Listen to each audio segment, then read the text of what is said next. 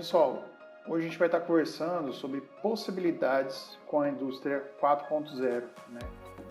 A gente vai estar falando especificamente sobre leituras de indicadores, focando um pouquinho um pouquinho mais, né? A gente vai estar falando sobre as 3 grandes etapas do ciclo de vida do empreendimento, certo?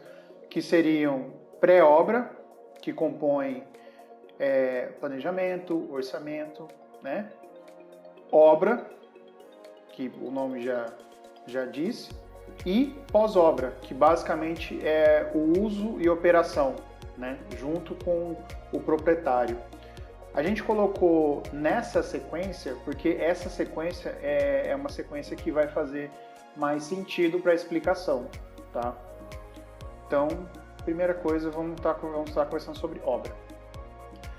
Então, os indicadores, eles podem ser levantados, os índices, não apenas com o trabalho mesmo, né? Com a composição de serviço, né?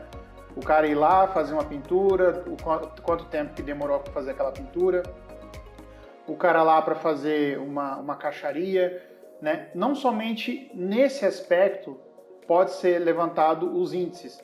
Os índices também podem ser levantados para a questão dos suprimentos. Quanto tempo que demora para um pedido ser entregue de material? Quanto tempo demora para um pedido de material ser separado, né?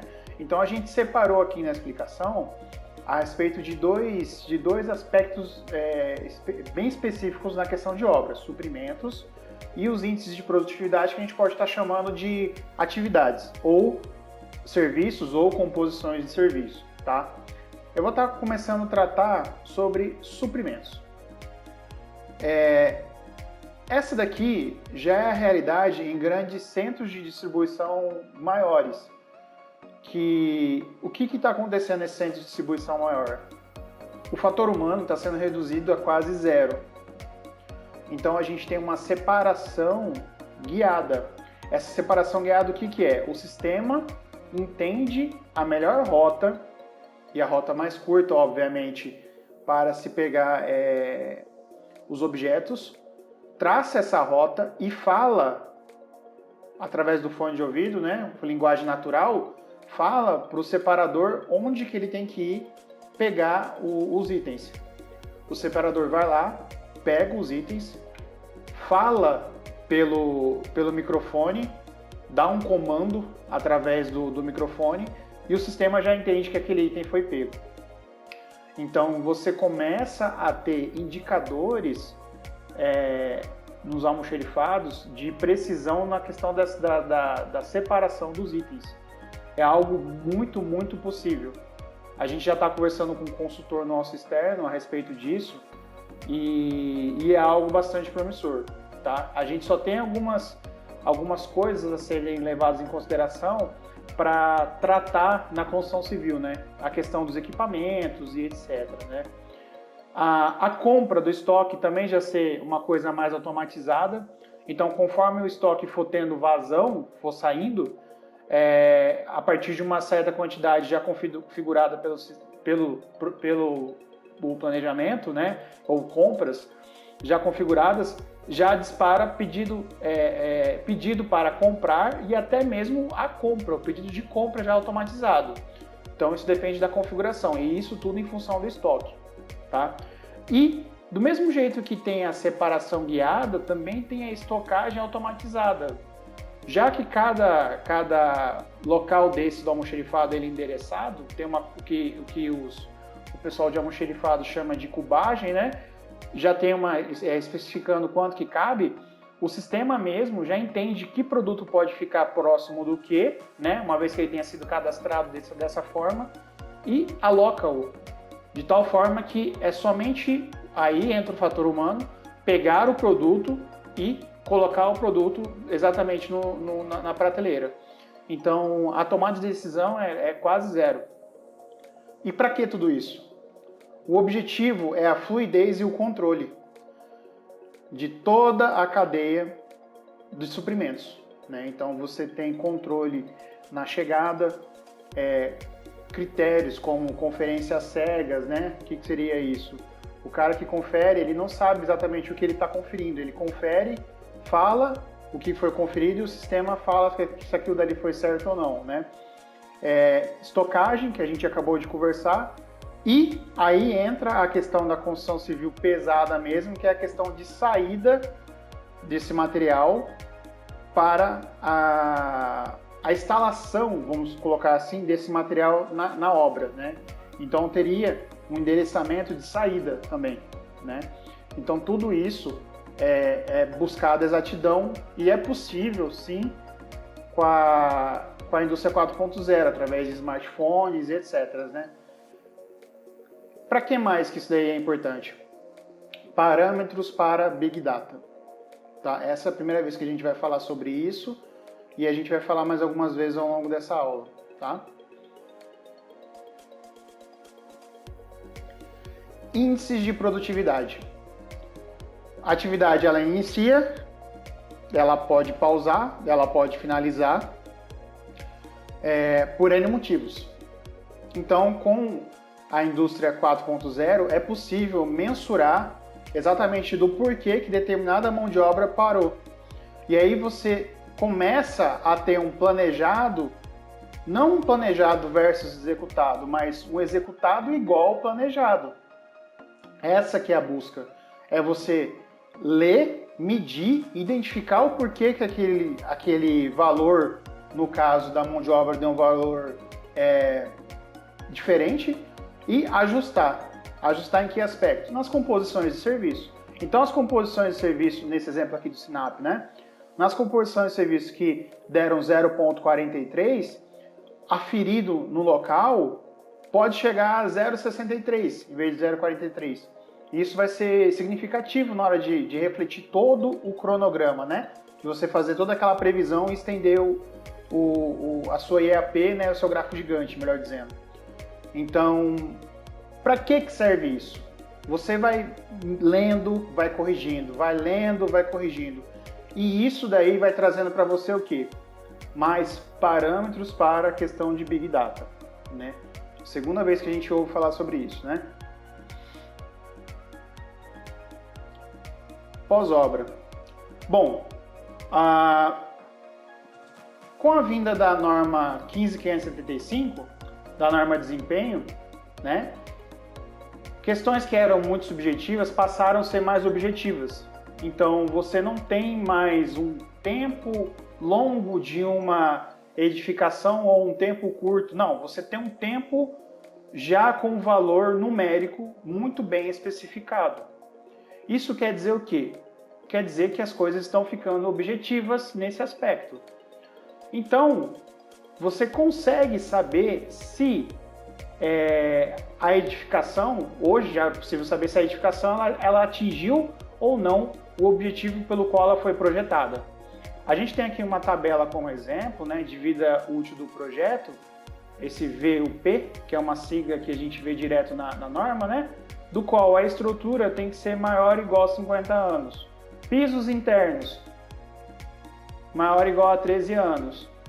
Então, existem tabelas com valores numéricos objetivos, tá? E é possível saber se a edificação está atingindo ou não o desempenho pelo qual ela foi projetada.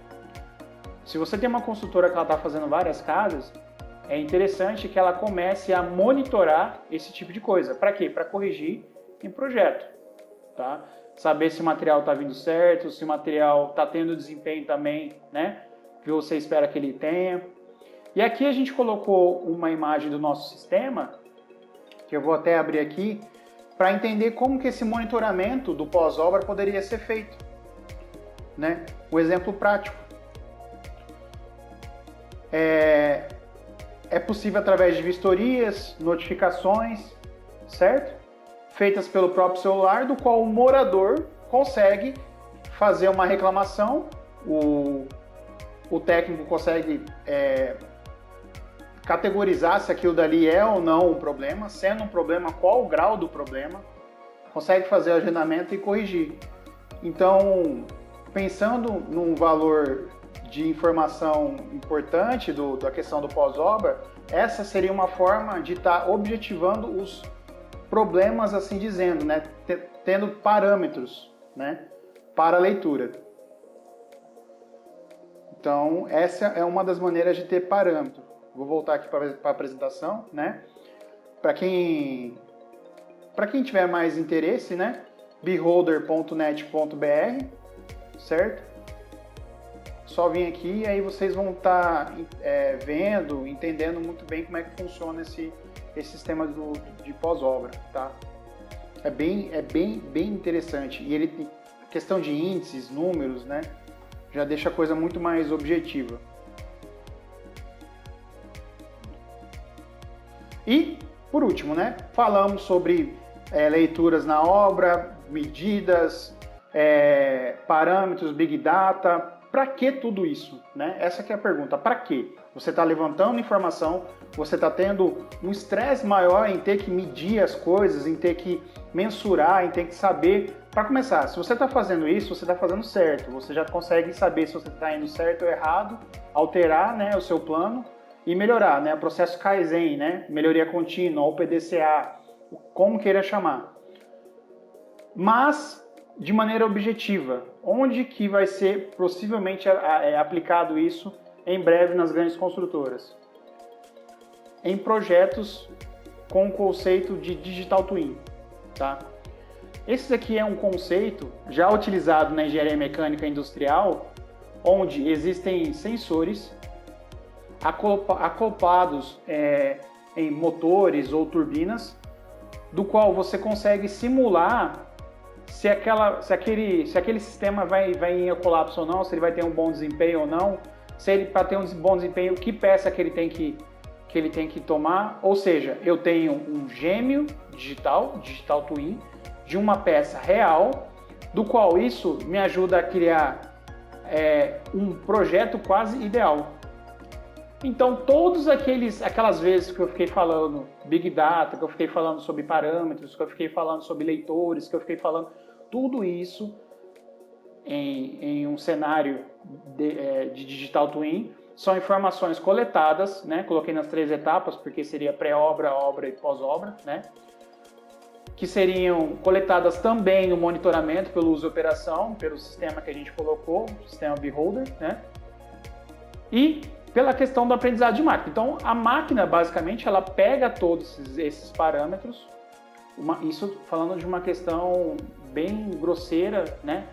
Mas simplória. Ela pega todos esses parâmetros, que já são objetivos, a gente já viu isso através da norma, então não é algo mais subjetivo, já são parâmetros objetivos, cria um projeto ideal, já sendo ideal nas condições que ele mesmo mediu. Então, para um almoxerifado trabalhar de maneira ideal, é um sistema complexo, né? Para as atividades trabalharem de uma maneira ideal e para a edificação ter um desempenho condizente pelo qual ele foi projetado. Então, isso daqui, por questões de gerações, a cada geração, a cada ciclo, o sistema tende a ficar mais inteligente e a fazer um projeto muito, muito, muito mais ideal. Um projeto ideal mesmo para a condição pelo qual ela foi aplicada, né?